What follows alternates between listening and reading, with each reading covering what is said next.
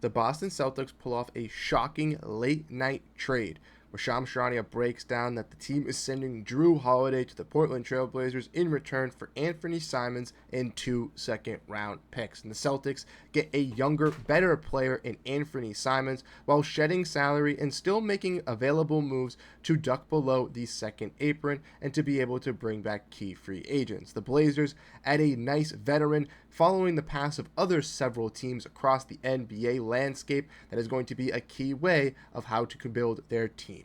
We're going to be diving in, exploring who won this trade, who lost this trade. Ultimately, I do think that both teams have benefited. And I think out of all three trades we have seen so far go down this offseason, that each team involved has gotten something that helps them in their direction. And I'm very, very happy to see all these moves get broken down. So without further ado, let's dive in and let's explore this trade. So like I mentioned, we saw late night Brad Stevens once again pulling off a blockbuster move here, sending out Drew Holiday to the Portland Trailblazers in return for Anthony Simons and 2 second-round picks. And Brad Stevens strikes in darkness. Not only does he strike late at night like he did with the Kristaps Porzingis deal not too long ago, just last summer, but he does it with a team in the Blazers that no one had on their radar for the Boston Celtics. The Celtics in this deal are getting 2 second-round picks alongside Anthony Simons, and in those second-round picks, it is the 2030 Knicks second-rounder and the 2031 Blazers second-rounder. The Celtics are now about $18 million over the second apron after trading Drew Holiday for Anthony Simons, where Portland is about $6.6 million under the luxury tax after this deal. The Blazers will incur as a first apron hard cap team because they're taking in more money of the deal, about $14.7 million underneath the first apron. For the Blazers and the Celtics, this is something that is key, as league sources say the Celtics acquired Anthony Simons, who was an expiring deal, because they like what he can bring to the roster, but added that they will remain engaged in all fronts. We know that Sacramento, Toronto, and Dallas were all interested in Drew Holiday, but he lands with the Blazers, the team that flipped him to the Celtics just 2 years ago. Rumblings started moving earlier this evening that the Blazers were serious about bringing in Holiday to fortify their defensive culture as they make a playoff push next season. And Anthony Simons had some fans in the Celtics front office when he was entering the league, so he can enter as a long-term play here for Boston, even if on an expiring deal. So with that all being said, looking at all the news here with the Celtics getting 2 second-round picks and looking at this, let's break it down looking at it from two sides here. First side we're going to be looking at this from is from the Boston Celtics side, as they acquire Anthony Simons here in this deal. For the Celtics, like we mentioned, they do shed some salary here, roughly almost $5 million, and that is key for the Boston Celtics. They still need to shed $18 million in salary, so doing trades with Porzingis and Sam Hauser will be on the horizon for the Celtics in the next coming days, if not further weeks, to try to get underneath the first apron to have some flexibility in free agency. But the Celtics not only save money this season, but save $40 million in luxury tax savings as well by trading away Drew Holiday, who had 3 years on his contract. Anthony Simons is on an expiring deal, which fitting into the Boston Celtics is going to be an absolute key piece as a three-point scorer and shooter.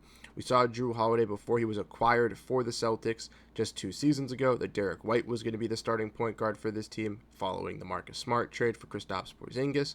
And this team is now going to be running that same lineup with Anthony Simons slotting into the shooting guard and Peyton Pritchard still coming off the bench with Jaylen Brown. Now, Anthony Simons, in my opinion, is going to be a fantastic scorer, three-point guy. He's a guy that can create off the dribble, can be a catch-and-shoot player, shot 39% from three-point range in his career, and would be third on the Boston Celtics in attempts this season, with being very consistent from three-point range if he was on the roster. Celtics kind of view this trade, in my personal opinion, as a Derek White trade that they performed a couple seasons ago, where they ultimately go out and get a younger piece that has some untapped potential that could ultimately come in and maybe be a spark post-Jason Tatum injury on an extension that can be a young core piece to build alongside Jaylen Brown, Jason Tatum, and etc. Now, if the Celtics do not find that piece and they do feel that Anthony Simons isn't going to fit long term, they then can flip him at the deadline this year or potentially even at the off season before the NBA draft is over, so that they can eventually get a piece in return. Ultimately, for the Celtics here, a lot of options do present themselves with Anthony Simons. I do see him going to Boston this year and fitting in, but the long-term question obviously still does arise if the Celtics want to enter the second apron and give him an extension.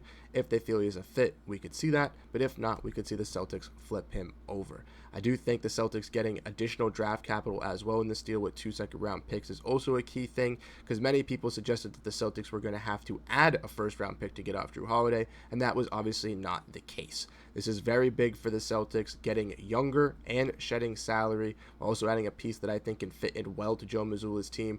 Obviously, the Celtics lack some defensive pressure in the guard room, so maybe that's something they look for in additional on the trade market or in free agency. But I do like this fit of Anthony Simons going into Boston, and the better player, in my opinion, for the direction that they're going for is going to Boston here for the long run, and I like that for them. Now, for the Blazers, they get Jrue Holiday, and a lot of people are going to say, why is Portland doing this? Why is Portland doing this? Why is Portland doing this? There's no need for Portland to trade for veterans. Well, let's break it down. First off, I would like to say that it is kind of funny that the team that initially got Jrue Holiday in the Damian Lillard trade now, and that flipped him to Boston, is now the team that is trading for him back 2 years later. But I think that Jrue Holiday is a great fit for this team. Now, you may ask, Anthony Simons and 2 second-round picks for Jrue Holiday, why would Portland do that? Well, Portland is going to be investing in being a competent team this year. In the Western Conference last year, the Portland Trailblazers in the second half of the season had a big run, if we do not forget, right? And they were on a dominant streak with a top 10 defensive team in the second half of the season.